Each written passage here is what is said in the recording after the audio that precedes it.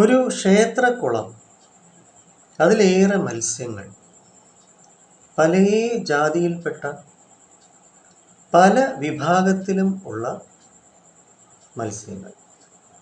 എന്നാൽ ഇവരെല്ലാം ഒരു കൂട്ടമായിട്ട് ഏറെ സന്തോഷമായിട്ട് ജീവിക്കുന്നു.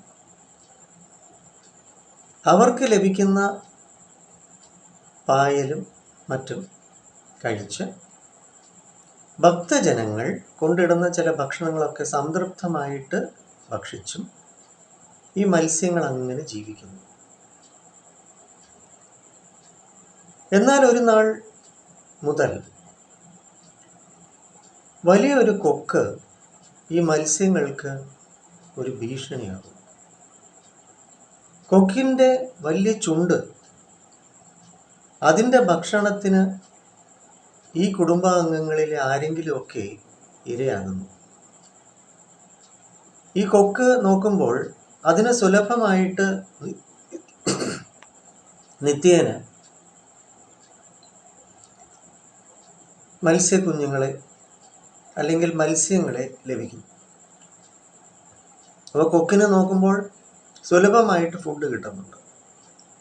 അതൊരു ശീലമാക്കി. കുളമാണ്, അവിടെ വരിക, ആവശ്യം പോലെ അതിന് മത്സ്യം പിടിച്ച് തിന്ന, അങ്ങനെ അതിന് വയറ് നിറച്ച് അതിനെ സന്തുഷ്ടമായിട്ട് സമൃദ്ധമായിട്ട് ഭക്ഷിക്കാം. അതിനിരയായി ആയി മത്സ്യങ്ങൾ. അപ്പോൾ മത്സ്യങ്ങൾക്ക് ആകെ നിരാശയായി. അവരുടെ കുടുംബാംഗങ്ങളിലെ അവർക്ക് പരസ്പരം ഇഷ്ടമുള്ള സ്നേഹമുള്ള പലരും നഷ്ടപ്പെടുകയാണ്. എങ്ങനെ ഇതിൽ നിന്ന് രക്ഷപ്പെടാം? എന്നാൽ ഈ മത്സ്യങ്ങൾക്ക് ഒരു കൊക്കിനെ നേരിടാനുള്ള ശേഷിയില്ല, ശക്തിയില്ല, യോഗ്യതയില്ല. കാരണം സാധാരണ മത്സ്യങ്ങളാണ്, ജലത്തിൽ ജീവിക്കുന്നു. കൊക്കാണെങ്കിൽ അതിൻ്റെ വലിയ ചുണ്ടുകൊണ്ട് നിസ്സാരമായിട്ട് മത്സ്യങ്ങളെ ഇരയാക്കുന്നു. എന്താണ് ഇതിൽ നിന്നൊരു പോംവഴി? എന്ത് ചെയ്യും? അങ്ങനെ ഈ മത്സ്യങ്ങളെല്ലാം കൂടി ആലോചിക്കുന്നു, എങ്ങനെ ഈ കൊക്കിനെ തുരത്താം. അവരങ്ങനെ തീരുമാനിച്ചത്, ഈ കുളത്തിൻ്റെ അടിത്തട്ടിലുള്ള ചില പാറകൾ,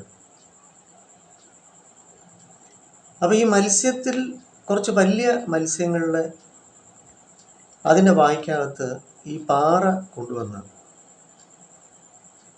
കൂട്ടമായിട്ട് 5ഉം 10ഉം ആയിട്ടുള്ള മത്സ്യങ്ങൾ കൂട്ടമായിട്ട് അതിൻ്റെ വായ്ക്കകത്ത് വെച്ചിരുന്ന ഈ പാറ കഷ്ണങ്ങൾ മുകളിലേക്ക് ഈ കൊക്ക് വരുന്ന സമയത്ത് അതിൻ്റെ തല ഉയർത്തി അതിൻ്റെ വായ്ക്കകത്ത് വെച്ചിരുന്ന ഈ പാറ, അപ്പോൾ കൊക്ക് ഓടി വന്ന് പറന്നു വന്ന് കൊത്തുക. അപ്പം ഇത് കൊത്തിയപ്പോൾ അതറിയുന്നില്ലല്ലോ ഈ മത്സ്യങ്ങൾ ഇതിന് പണി കൊടുക്കാനിരിക്കുകയാണ്. അത് ഓടി വന്ന് കൊത്തിയതും ഈ പാറയിലാണ്. അങ്ങനെ പെട്ടെന്ന് വേഗതയിൽ വന്ന് കൊത്തിയ ആഘാതത്തിൽ ഈ കൊക്കിൻ്റെ ചുണ്ട് ഒടിഞ്ഞുപോയി. ചുണ്ടൊടിഞ്ഞ അവസ്ഥയ്ക്ക് ഇനി കൊക്കിന് ഈ കുളത്തിൽ വന്ന് യഥേഷ്ടം തന്നിഷ്ടത്തിന് മത്സ്യം ഭക്ഷിക്കാനുള്ള ശേഷി നഷ്ടപ്പെടുകയാണ് ചെയ്തത്. എന്തായാലും ആ കൊക്ക് അവിടെ നിന്ന് പറന്ന് അകന്ന് പോവുകയും ഒരിക്കലും പിന്നെ ആ കൊക്ക് അവിടെ വരികയും ചെയ്തില്ല. ക്ഷേത്രകുളത്തിലെ ഈ മത്സ്യങ്ങൾ താൻ തന്നെ സ്വയം കണ്ടെത്തിയ വഴിയിലൂടെ, മാർഗത്തിലൂടെ ആണ് അവരവർക്കുള്ള രക്ഷ കണ്ടെത്തിയത്. അല്ലാതെ ഈ മത്സ്യങ്ങളെ ആര് രക്ഷിക്കാൻ?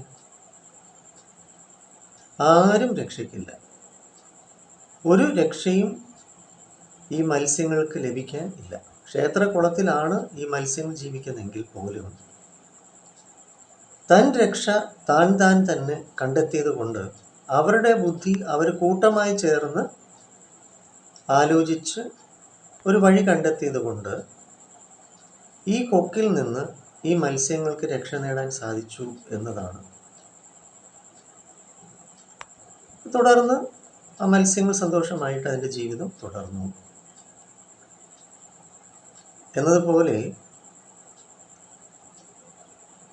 നമുക്ക് ഒറ്റയ്ക്ക് ചില കാര്യങ്ങൾ ചെയ്യാൻ പറ്റില്ല. കൂട്ടമായിട്ട് നമുക്ക് കൂടിയാലോചിച്ച് ശുഭകരമായിട്ടുള്ള വഴികൾ കണ്ടെത്തി ജീവിതത്തിൽ രക്ഷ നേടാൻ സാധിക്കും. അങ്ങനെ ഒരു രക്ഷാ കേന്ദ്രമാണ് നമ്മുടെ സ്വന്തം മുഖത്തലയിലെ NP സ്കൂൾ ഓഫ് തോട്ട്സ്.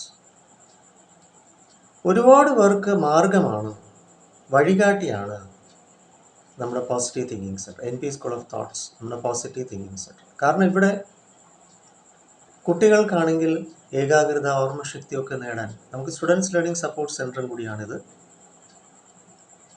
നമുക്കിവിടെ ആസ്ട്രോളജി ഉണ്ട്, വാസ്തുപരമായിട്ടുള്ള ഫെങ് ഷൂയി കൂടി കോർത്തിണക്കിക്കൊണ്ടുള്ള പ്രതിവിധികൾ, tarot reading, reiki healing, counselling, psychotherapy, hypnotherapy തുടങ്ങി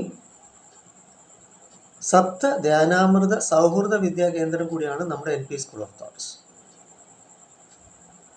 12-ൽ പരം ബ്രാഞ്ചസ്, ഡിപ്പാർട്ട്മെന്റ്സ് ആയിട്ട് നമുക്കിവിടെ ഉണ്ട്. ശാഖകളാണ് ഞാൻ ഉദ്ദേശിച്ചത്, ഓരോ വിഷയങ്ങൾ. ഇപ്പം മാർക്കറ്റിംഗ് നിങ്ങൾക്ക് ചെയ്യണം, എങ്ങനെ നിങ്ങൾക്ക് വിജയകരമായിട്ട് മാർക്കറ്റിംഗ് ചെയ്യാം, നിങ്ങൾക്ക് റീറ്റെയിൽ അല്ലെങ്കിൽ ഹോൾസെയിൽ അല്ലെങ്കിൽ ഒരു പുതിയ സംരംഭം, അങ്ങനെ ഒരുപാട് നിങ്ങൾക്ക്